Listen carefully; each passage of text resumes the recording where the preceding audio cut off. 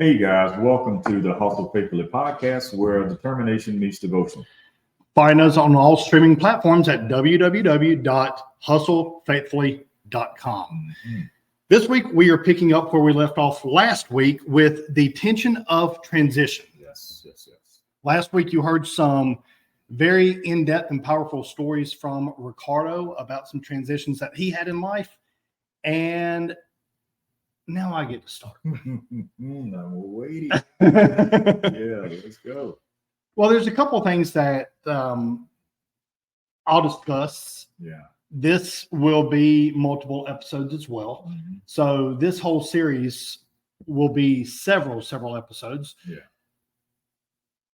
A transition that I have been faced with recently Mm-hmm. was the passing of my grandmother. Yeah. Now it's been over a year as of the time of this recording. And I have never been one that's really been faced with a lot of grief pertaining to a lost loved one. Mm-hmm. I have been very fortunate that pretty much everybody that's close to me is still alive and here with us. Mm-hmm. So I don't really know how to deal with it. Right. Now, backing up from there, my wife lost her first husband. Mm-hmm. She came home from work one day and he was deceased in the vehicle. And she went through grief counseling, and as did Jack, her oldest son, my middle son. They went through grief counseling. So she understands it from a place that I don't. Right. And still, even losing a grandmother versus losing a spouse, still completely different. And I have knowingly pushed it to the side. Mm-hmm. In fact, last Christmas was the first time that I shed a tear about her being gone since her funeral. I just would package it up in a box and make sure that it was wrapped up so well that nobody, including myself, could get into it. Mm-hmm. I recall the first time that I went into where she lived, because she lived in a basement apartment at my parents' house. Mm-hmm. The first time that I went in there after she had passed away, one of my friends was with me. Mm-hmm. And I felt it boiling up in me, starting to get emotional. And we're men, we don't cry. Right. And I used some colorful language. Mm-hmm. And then I said, "She's dead. Let's go." And he looked at me. He was shocked, even though he's known me for 24 years. Mm-hmm. He wasn't shocked in how I responded. He was just shocked that I responded to that situation the way that I did. We go from there almost a year later to Christmas Day. Mm-hmm. And my wife, my kids, they were all in the living room, essentially waiting on me. I went into my bedroom, and it just really hit me then that she's gone. My grandmother was a very strong woman. She lived a long life. She lived life on her terms, without a doubt. And I guess it was because it was the first Christmas without her. I don't know. Mm-hmm. I was standing in my bedroom. I shed a tear. I wiped it away. I went to the living room, and that was it. I mean, that was it. A few days into January, I was talking with that same friend. He and I have been friends for 24 years. And so we've been through ups and downs of life with each other. His aunt just recently passed away. And he had called me and let me know that there were some challenges with him and his wife. Right. And I said, you know what? Don't make any hasty decisions before we chat. Well, it took us a couple of weeks to actually get to the point of where we were able to talk to each other. And I asked him, I said, how much of the issues with you and your wife are real challenges and real issues versus how much of them may be exacerbated because of your emotions of just losing your aunt. And he's like, I don't know. And that's really what I wanted to point out to him, because, when you're in that emotional state, something that's an anthill will seem like Mount Everest. Yeah. And in that conversation that I had with him that day, there were times that I started getting emotional. And there was a couple times he's like, Jonathan, you there? Because I had to take a break from talking because, to be quite honest with you, I was crying. And I said, how are you handling the grief? And he told me. And I said, so basically you're saying, oh, well, it's done, let's move on. He said, yeah, pretty much. I said, that's the same way that I'm handling it too. I just don't know how to. He said, I don't either. Well, that night, as we were drifting off to sleep, I started talking to my wife because it came up with me again. And that whole term of men don't cry is the biggest crock of crap there ever was. It is. Yet that's a conversation that Kate and I have had, my wife and I have had very recently. We were watching a documentary, and it was about some big muscle men. It was about the American Gladiators, if you remember that show from the 80s. And one of them made that comment that, men don't cry, and or boys don't cry or something. And he said, yeah, but men do. And the whole thing is, it's beat into our head that men don't cry. So even though we know that that is not an accurate statement, a lot of times we feel like we have to live up to it. It's a double-edged sword that's really not fair to us. It is. And I remember talking with my wife that night, and I looked away the entire time. And she didn't want me to look at her or anything, because she knew that I was crying, and she knows that I don't like her to see me that way. And we were just sitting there chatting, and then I made the determination to go down to my grandmother's grave. Clearly I hadn't been there. And so the next chance that we had, she went down there with me. And I remember asking her, I said, do you want to go with me? She said, I want you to do whatever's right for you. If you want me to go, then I'll go. And if you don't, then I won't. Well, truth be told, I didn't want her to, because I was afraid that I was going to sit there and bawl the entire time. But yet then again, to even strengthen our relationship further, I'm like, if she sees that, that might help us out a lot. So we went down there, and then, long story short, there was no headstone on my grandmother's grave. So there was no resolve there. I mean, it did not feel like I was at her grave, because there was nothing signifying. She made the comment. She asked me, she said, how are you feeling? I said, I'm fine. And she said, well, what do you feel about seeing your grandfather's grave? Because they had plots right next to each other. And I'm like, Kate, I don't really remember him, so it doesn't bother me. And even on the way back, I asked her, I said, why is it that I was just essentially okay? She said, there could be reasons. There could be multiple reasons, but it could also be that you're further along in your grief process than what you think you are. She said, you could be to that acceptance stage already. That's interesting, because since then, it hasn't bothered me. We're talking about it right now. It's not emotionally bothering me. What's your thoughts? First off, have you experienced lost grief like that in your life? Yeah. I can't even count the number of times I've experienced loss of grief that way. Okay. I mean, there has been a lot. It's been so many that I've got a long history and a deep well to draw from when it comes to dealing with grief. Okay. And I've dealt with it in different ways, both good and bad, but yeah, there's a lot of history there. Okay.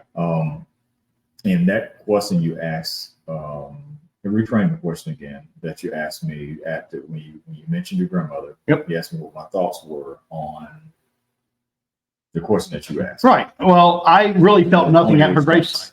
Right. Yeah. I really felt nothing at her gravesite. And I was really essentially building myself up because I was not aware of what I was getting myself into while I was going to be there. And my wife, who's been through grief counseling, she said that there's multiple things that could mean.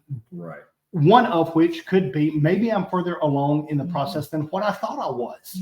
Maybe I've actually come to the acceptance of the fact that she's gone.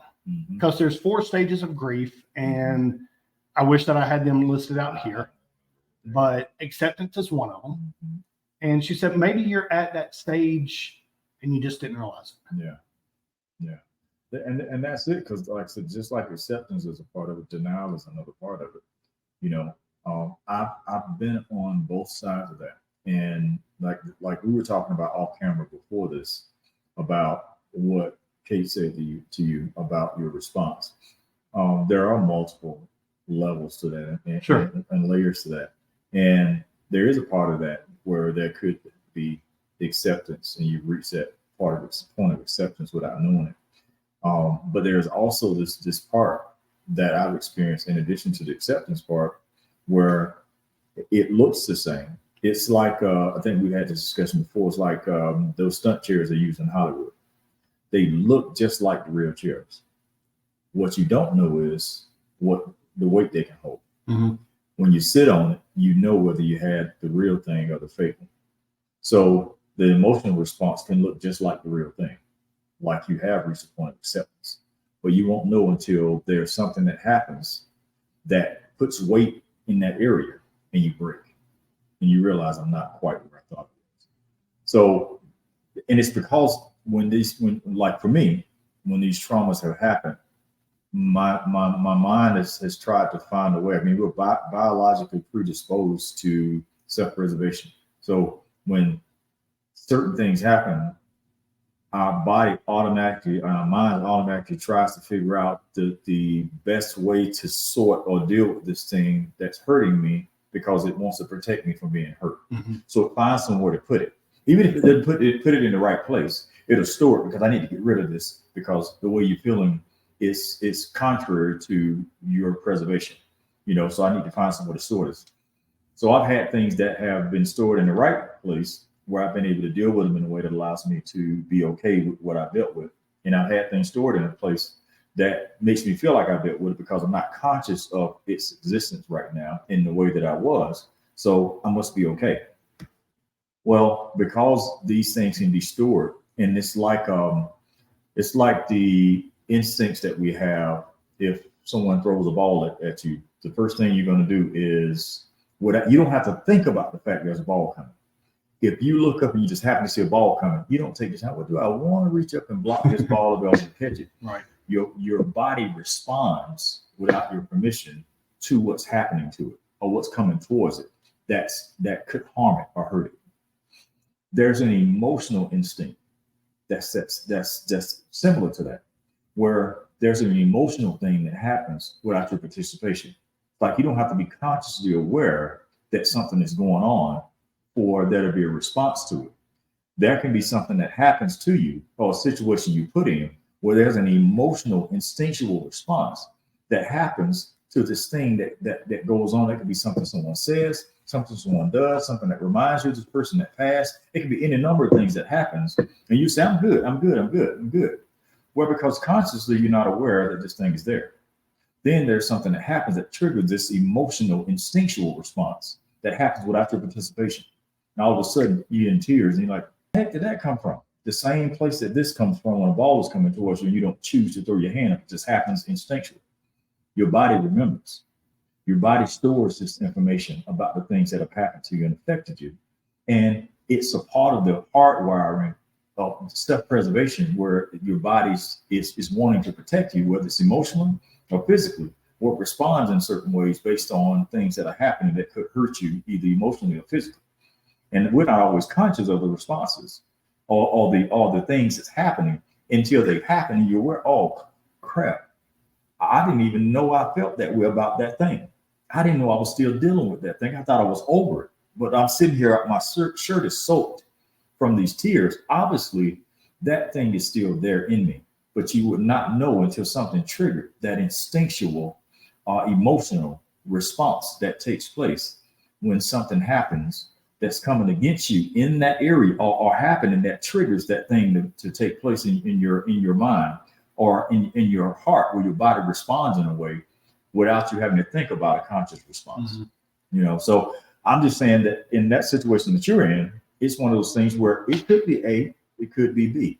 It could be a little bit of both, where you're further along than you think, but you're not quite where you need to be. Right. And then you could be in a situation where you have not dealt with it at all, and this is a facade, but you're not aware of it until something happens that triggers it and lets you know I'm dealing with a Hollywood stunt chick. Right.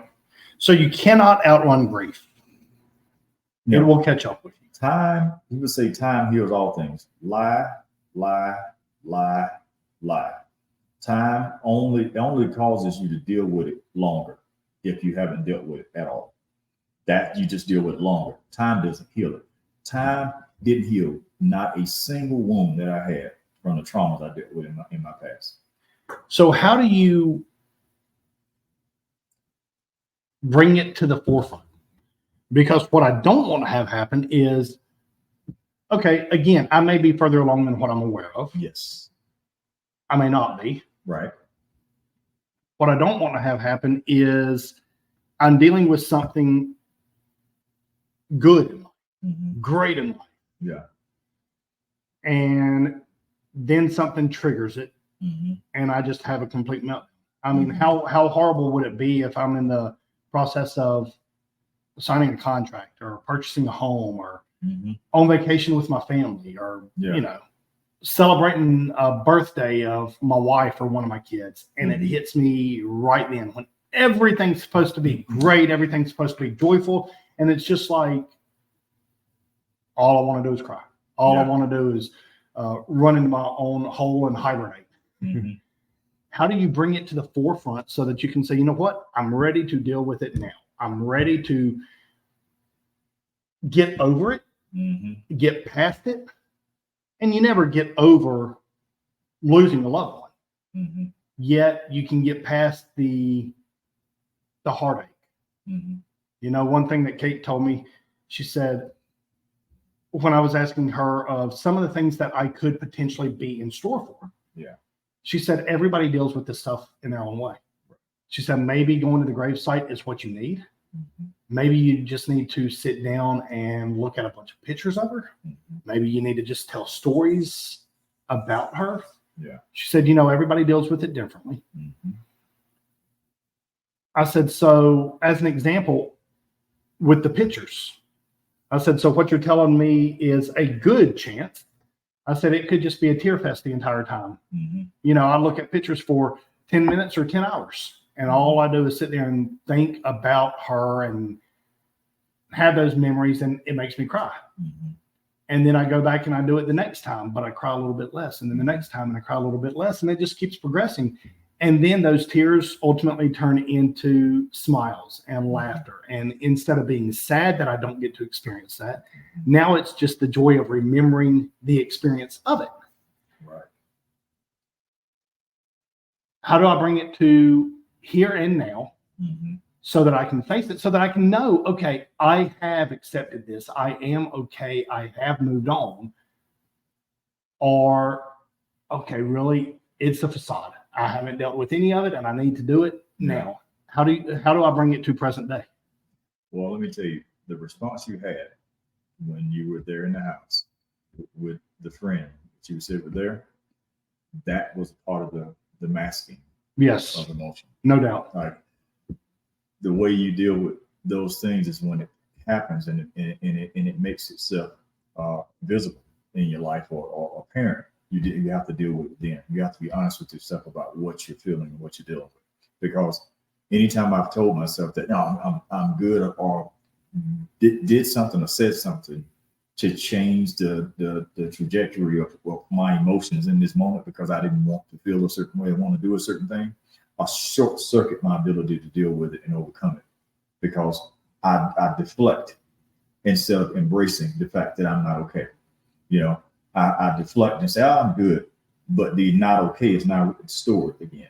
So you keep not okay for this idea of being okay. The reality is you're not. You embrace the idea and hide the reality. So at times the reality will show itself because you held on to it. The idea will disappear because it's fleeting. It only exists here while the reality is still here.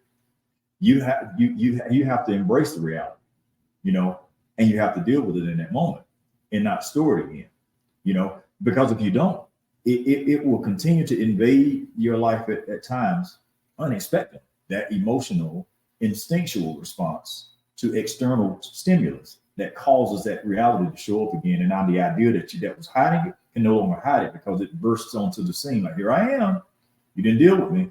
So even if you're in the middle of doing something great or enjoying yourself, you have to be honest about what's happening and address it in real time, no matter where you are and what you're dealing with, because you keep going through that thing if you don't deal with it when it shows up, because it'll hide again and then it'll show up again.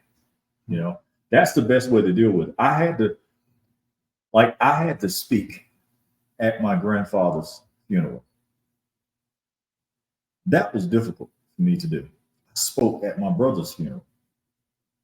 That was difficult to do. And in both situations, my grandfather and my brother both of them were different.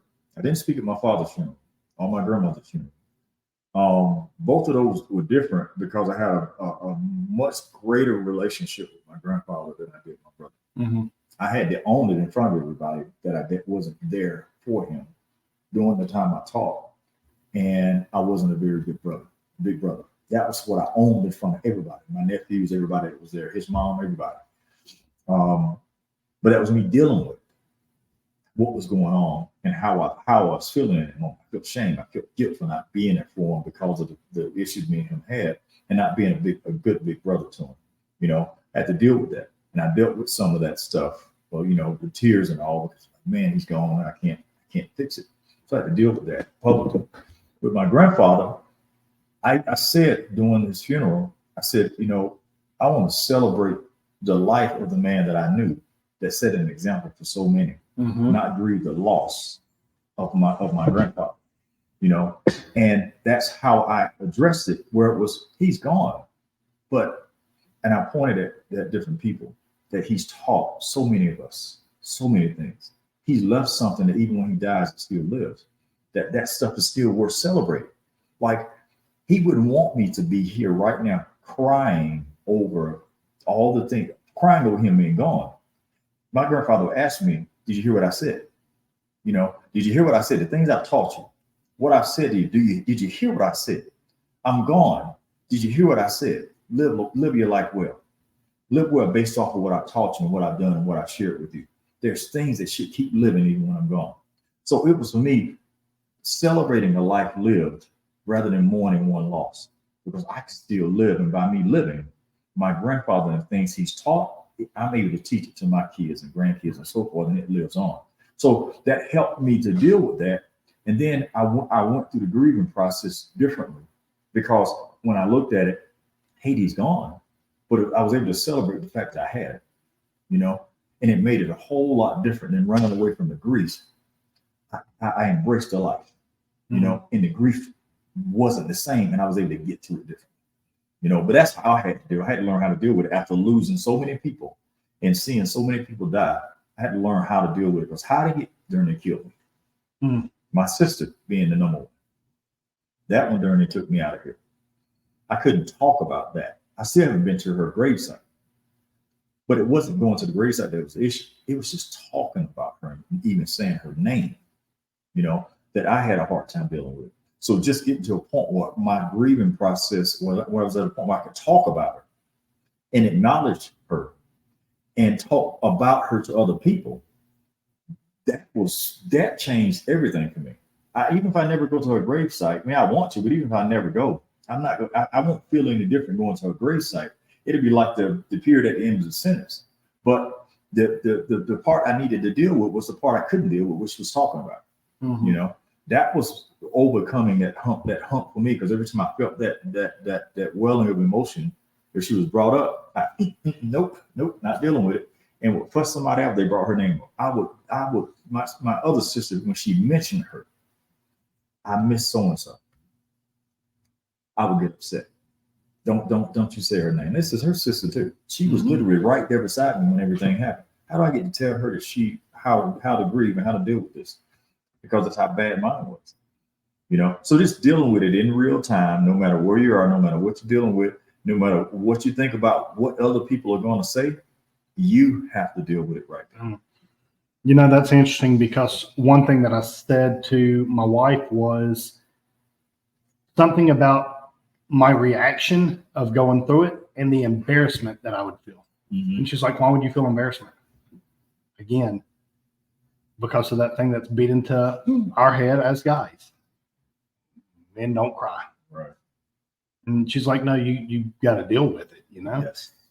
And so maybe with me, it is the pictures, because there's only been one picture that I really remember looking at. Two pictures that I really remember looking at since she's been gone. Yeah. And the reason is because one of them was my wedding picture. I know the last time that I looked at that, I actually looked at it. Whereas every other time when I would see that white head of hair, I would immediately get it off the screen. Yeah. So maybe that's it. Maybe it's just looking at pictures of her and I together, of her with my kids, all that type of stuff. Maybe that's it.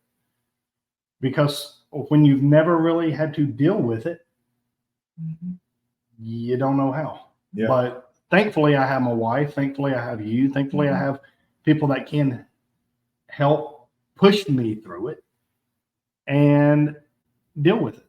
Yeah.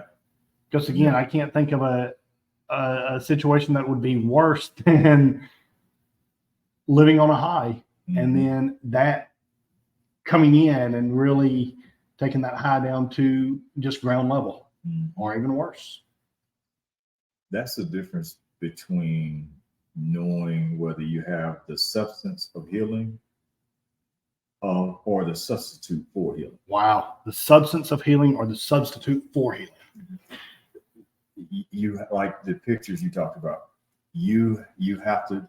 I would sit down in front of an album and just go through and spend time thinking about those moments, like that moment, what was happening in the moment, like, and remember the smile on her face and what she was saying, what was going on, and go through that. And if you can get through that thing, like smiling and remembering all the things, amazing things she said, the hug she gave, and all that stuff, you can come through that smiling. You're good. If you're getting tear out and choked up, you still got a ways to go. But that doesn't mean you're not okay. I mean, you're getting there, you're just not there. And be honest with, I'm not there yet. And be okay with that. Because like I said, you don't want to walk away with a substitute when you will get in situations at some point in time where substance is required and all you got is substitute available to you. And you don't want a substitute emotion. You want something real. Wow. So what have you guys been faced with? Maybe it's the loss of a loved one. Maybe it's a situation where you haven't had to grieve the loss of a loved one, so you don't know how to. Right. I've lost all four of my grandparents. One of them I don't remember. But this one was the one that hit the hardest because I lived with her for many, many years. Yeah. My grandmother and I were inseparable for a long, long, long time. I was her shadow. So this one does hit different than any other ones. And so what is it that you're dealing with? Leave it in the comments. Maybe you don't want to get in depth about it, and I understand that. But let us know in the comments of exactly what you're dealing with and how you've gotten through it and gotten over it and gotten past it. Because not only could it possibly help me in the situation we've talked about today, but it could help all the people that are looking at the comments and reading and listening and saying, hey, you know what? I relate with that and I don't know how to move past it. You've gotten some good insight today of how to deal with it and how to progress forward. But somebody that leaves a comment might have another method that helps you. Yeah. Because like we talked about here today, everybody reacts and responds differently. So let it be heard. You're not only helping possibly me, you're helping the other viewers, the other listeners in how to deal with their grief and their trauma. So we appreciate you listening in today. Join us next week for part 3 of Tension of Transition, because losing a loved one is definitely a transition. Yes. So next week, we will be discussing the same topic, but it's showing up for your children in ways that you never had it modeled for you yourself. That's going to be a great episode of exactly how to show up when you've never been modeled, how to show up for your son, for your daughters, for your kids, for your wife. Be here with us again next Thursday as we dive into showing up for those when we've never had the example set for us. Until then, have a great week. Remain blessed and unstoppable. Guys, something that I failed to say on our last episode, I will not forget again. If you're going to hustle, remember to hustle faithfully. Talk to you guys later.